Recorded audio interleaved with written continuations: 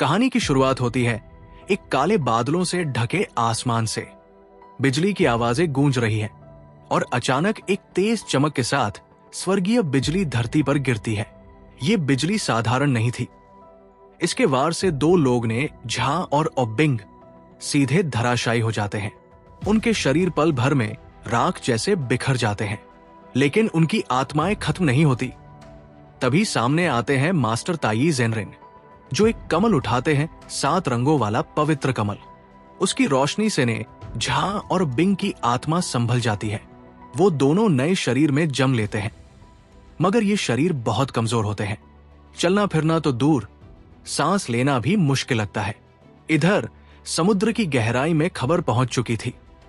जलपरी सम्राट ओगुआंग, जो ओबिंग का पिता है, मान लेता है कि उसका बेटा अब मर चुका है।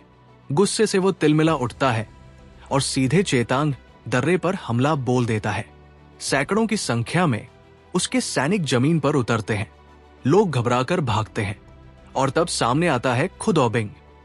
आधा टूटा शरीर, कांपते हाथ, लेकिन पिता की सेनाओं को रोकने की कोशिश करता है। हर बार उसके शरीर को तोड़ता है, लेकिन फिर भी वो पीछे नहीं हटता। गांव वालों को बचाने के लिए वो अपनी जान तक दांव पर लगा देता है, लेकिन हालत बिगड़ती ही जाती है और बिंग का शरीर टूटने लगता है। तभी मास्टर ताई और गुआंग के सामने समझौता रखते हैं।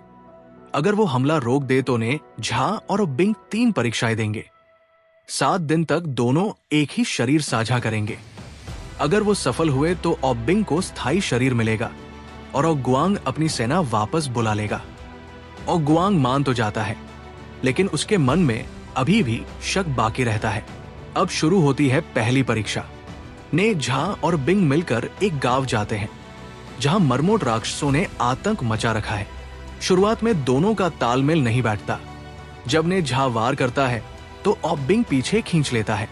जब वो बिंग तलवार घुमाता है तो ने झा उसके विपरीत कदम उठाता है। लेकिन धीरे धीरे दर्द और गुस्से के बीच दोनों समझने लगते हैं कि अगर साथ नहीं लड़े तो हार तय है।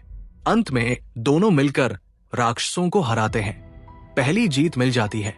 दूसरी परीक्षा और मुश्किल होती है। इस बार उन्हें एक ऐसे संरक्षक का सामना करना है जो राक्षसों को तैयार करता है। वो चालाक है, हर कदम पहले से सोचता है।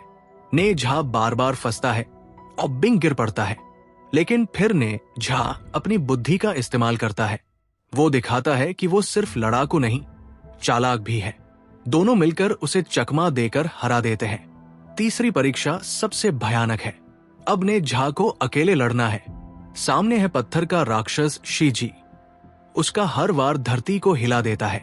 ने झा बार बार गिरता है, खून से लथपथ हो जाता है, लेकिन हार नहीं मानता। आखिरी वार में वो अपनी पूरी ताकत लगा देता है और शीजी को धराशायी कर देता है।